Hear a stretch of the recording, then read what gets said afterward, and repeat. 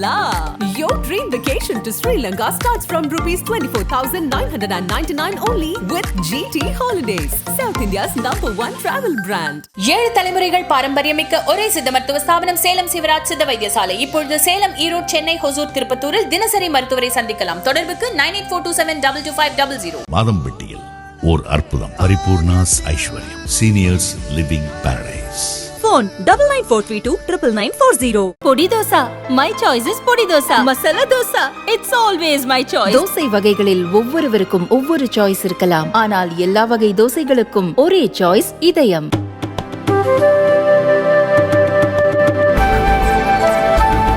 NEET பற்றி பேசிக்கிட்டு இருக்கிற இந்த நேரத்தில் தமிழ்நாட்டிலையும் நீட் எதிர்ப்பு குரல் விஜயும் பதிவு செஞ்சுட்டாரு. நீட் ஒன்றிய அரசு விலக்கு கொடுக்கணும், அதுதான் தீர்வு, மாநில பட்டியலுக்கு மீண்டும் கொண்டு வரணும்னுலாம் பேசியிருக்காரு. இந்த கேள்வி எப்படி வடிவமைச்சிங்க பாருங்கள். விஜயும் சொல்லிட்டாரு. அப்போ என்ன அர்த்தம்? ஏற்கனவே பல பேர் சொல்லியிருக்காங்க, விஜயும் சொல்லியிருக்காரு. என்ன புதுசு இதில் ஷாக்காக இருக்கு என்ன இருக்குது? நிறைய பேர் சொல்லியிருக்காங்க, விஜய் சொல்லியிருக்காரு, ஸ்டாலின் சொல்லியிருக்காரு, செல்வப்பிரந்தை சொல்லியிருக்காரு, முத்தரசன் சொல்லியிருக்காரு, பாலகிருஷ்ணன் சொல்லியிருக்காரு, திருமாவளவன் சொல்லியிருக்காரு, வைகோ சொல்லியிருக்காரு, சீமான் சொல்லியிருக்காரு, எடப்பாடி பழனிசாமி சொல்லியிருக்காரு, அன்புமணி சொல்லியிருக்காரு. இந்த கருத்துக்களை எதிர்த்துட்டு கிருஷ்ணசாமி இப்போ சொல்றாரு. ரொம்ப சந்தோஷம். அது புரிஞ்சு சொல்றாரு. அப்போ இந்த பட்டியலில் தான் கியூல தான் நிற்க போறாரு அவரு? இல்ல, மக்கள் இந்த மனநிலையில தான் இருக்காங்க. தமிழ்நாடு இந்த ஸ்டாண்டுக்கு, நாமளும் அதே ஸ்டாண்டுக்கு போயிடுவோம். மக்கள் அந்த மனநிலையில இல்ல. மக்கள் பரிசு எழுதிட்டு இருக்கிறாங்க. உங்க கூட உட்கார்ந்து வெட்டியா விவாதம் பண்ண அவங்க தயாரா இல்லை. அவங்க தெளிவா படிச்சுட்டு இருக்காங்க. கட்சிகளே போய் பரிசு எழுதுங்கன்னு தானே சொல்லுது. அதைத்தான் சொல்றேன். அவங்களுக்கு தெரியும்ல, கட்சிகள் என்ன எழுத சொல்ற, கட்சி எழுத விடாம தடுங்க. கட்சிகள் என்ன எழுத விடுறது? நீங்க என்ன பெருந்தன்மை எழுத விடுறது? அவன் பரிச்சை எழுதுறான், அவன் படிக்கணும்னு ஆசைப்படுறான், அவன் +1 +2 அவன் சயின்ஸ் குரூப் எடுக்கிறான், அவன் படிக்கணும் முடிவு பண்ணுறான், கோச்சிங் சென்டர் போகிறான், படிக்கிறான், பாஸ் பண்ணுறான், போகிறேன். தேர்வு எழுதுறவ எண்ணிக்கை கூட்டிகிட்டு போகுது, தேர்வில் பாஸ் பண்ணுறவங்க எண்ணிக்கை கூட்டிகிட்டு போகுது, தேர்வில் நல்ல ரேங்க் வாங்குறவங்க எண்ணிக்கை கூட்டிகிட்டு போகுது, தேர்வில் பாஸ் ஆகிற அரசு பள்ளி மாணவர்கள் எண்ணிக்கை கூட்டிகிட்டே போகுது. உங்களுக்கு என்ன பிரச்சனை? நீங்கள் பரீட்சைக்கு நமக்கு சம்மந்தமெல்லாம் ஆள் உட்காந்து பேசிகிட்டு இருக்கீங்க. நீட்டு வேணுமா வேண்டாமா? எழுதுறவன் படித்து போயிட்டுருக்கான் சார். ஜல்லிக்கட்டும் இதே நிலைமையாக தான் இருந்துச்சு. தமிழ்நாட்டில் எல்லா கட்சிகளும் ஜல்லிக்கட்டு வேணும்னு இருக்கிறப்ப சுப்ரீம் கோர்ட் ஆர்டர், இந்த மாதிரியான விஷயங்கள்லாம் நடத்த முடியாத 3 வருஷம் இருந்துச்சு. ஒரு நிமிஷம் கேளுங்க. ஜல்லிக்கட்டு 3 பாயிண்ட். ஒன்று, கட்சிகள் உருவாக்கின போராட்டம் அல்ல, ஞாபகம் வச்சுக்கோங்க. அது மக்கள் உருவாக்கின போராட்டம், பின்னாடி கட்சிகள் இணைந்தன. சரிங்களா? எந்த கட்சி கிளைம் பண்ண சொல்லுங்க, நான் உருவாக்கின போராட்டம் இல்லை சார். கட்சிகளுடைய ஸ்டாண்டு அது கேட்டுக்குங்க. நீங்க அது கட்சிகள் ஒட்டிக்கிட்டாங்க. ஆஹா நல்லா இருக்கேன் ஸ்டாண்ட் 3 வருஷம் நீங்க வச்சுக்கோங்க. எந்த ஆட்சியில் தடை பண்ணீங்க? 2வது பாயிண்ட், காட்சிப்படுத்தப்படக்கூடாத விலங்குகள் பட்டியல காளைகளை சேர்த்தது இந்த ஆட்சியில். நீங்க ஒரு முந்தின பேட்டில் சொன்னீங்களே, அதே திரு ஜெய்ராம் ரமேஷ் வனவிலங்கு சுற்றுச்சூழல் அமைச்சராக இருந்த போது எந்த கட்சிங்க அவரு? காங்கிரஸ் கூட்டணியில தான் தமிழ்நாட்டில் ஜல்லிக்கட்டு நடந்துச்சு. ஆனாலும் காமெடி பண்ணாதீங்க.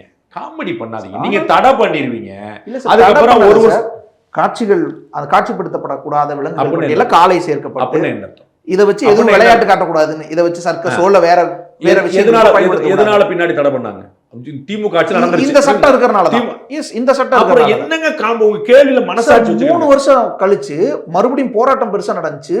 திருப்பி அதுல இருந்து ஒரு விலக்கு கிடைக்குது இல்ல சார்? அந்த மாதிரி இப்ப சுப்ரீம் கோர்ட் ஆர்டர் வந்துருச்சு. அதுல எப்படி அந்த விலக்க அதிமுக பாஜக கூட்டணி அரசு வாங்கி கொடுத்து சொல்றது? பெரும் போராட்டத்துக்கு பிறகு அவங்க வாங்கி கொடுத்தாங்க. நீங்க சிக்கலை ஏற்படுத்திட்டீங்க. சுப்ரீம் கோர்ட் அந்த பக்கம் போயிருச்சு, சட்டத்தை திருத்திட்டீங்க. காமெடியாது. வடக்கு திருத்த மக்கள் போராட்டத்துக்கு பிறகு மறுபடியும் வருது. உலக வரலாற்றுல இல்லாத வகையில 48 மணி நேரத்துல சாதிச்சு காட்டுச்சு பிஜேபி அரசு. அது சொல்றதுக்கு உங்களுக்கு மக்களுக்கு கொஞ்சமாவது உங்களுக்கு ஒரு எண்ணம் இருக்கா? நாட்கணக்குல மெரினாலையும் தமிழ்நாட்டின் பல பகுதிகளிலும் சார் சட்டம் மாத்துறது நம்ம நினைக்கும்போது மாத்த முடியாது சார். இதே தான் சார் அப்ப சொன்னாங்க, போராடும் போது மாத்த முடியாது, சுப்ரீம் கோர்ட் ஆர்டர் வந்துருச்சுன்னு. ஆனாலும் போராட்டம் தீவிரமடையும் போது மாறுது. எனக்கு ரொம்ப டயர்டா இருக்கு. நீங்க தெம்பா இருக்கீங்க. எளிமையா புரிஞ்சுக்குங்க. நீங்க போராட்டம் நடத்துறீங்களா இல்லையாங்கிறதே கணக்கு கிடையாது. ஓகே, அங்க சட்டத்தை மாத்துறதுக்கு ஒரு ப்ரொசீஜர் இருக்கு, அது தாங்கணும். மாத்திட்டு திரும்பி சுப்ரீம் கோர்ட்ல காலாவதி ஆகக்கூடாது, நீட் மாதிரி. அதுக்கு ப்ரொசீஜரை மத்திய அரசே சொல்லி திருமதி நிர்மலா சீதாராமன் நேரடியாக தலையிட்டு அண்ணன் ஓ பன்னீர்செல்வம் முதலமைச்சராக இருக்கும்போது அவர்களுடைய முயற்சி சாத்தியமாக்கிச்சு சார். 2 அரசாங்கம், இதுக்கு முன்னாடி திமுக காங்கிரஸ் அரசாங்கம் தடை பண்ணுது, பாஜக அதிமுக அரசாங்கம் தடையை நீக்குது. நீங்க கொஞ்சம் கூட கூச்சம் மாத்துறீங்க. நீட்டுக்கும் பண்ணிடலாம்ல சார்? நீட்ல அவங்களுக்கு உடன்பாடு எப்படிங்க மாத்துவாங்க?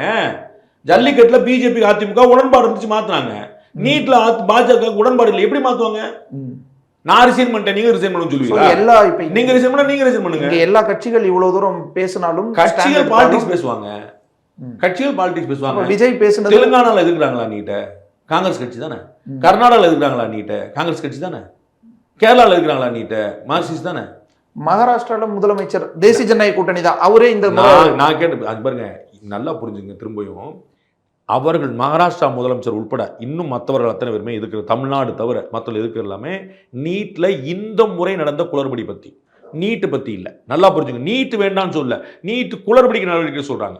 நீங்க கள்ளக்குறிச்சியில் வந்து 65 பேர் செத்து போயிட்டான்னு சொன்னீங்க, போலீஸை கலைச்சர்னு சொல்லுவீங்களா? ஏன் நீங்க எஸ்பி மட்டும் சஸ்பெண்ட் பண்ணிட்டு விட்டீங்க? ஒட்டுமொத்த போலீஸை கலைச்சர் வேண்டியதானே. அண்ணன் விஜய் சொல்றாரு, எங்களுக்கு நீட் மீதே நம்பிக்கை போய்விட்டது. இந்த வார்த்தையை பயன்படுத்துறேன். எனக்கு இந்த குளறுபடியின் மூலமா என்ன தெரியுது? நீட்டு மூலையுமே நம்ம நீட்டு மேலேயே நம்பிக்கை போயிடுச்சு. ரைட்.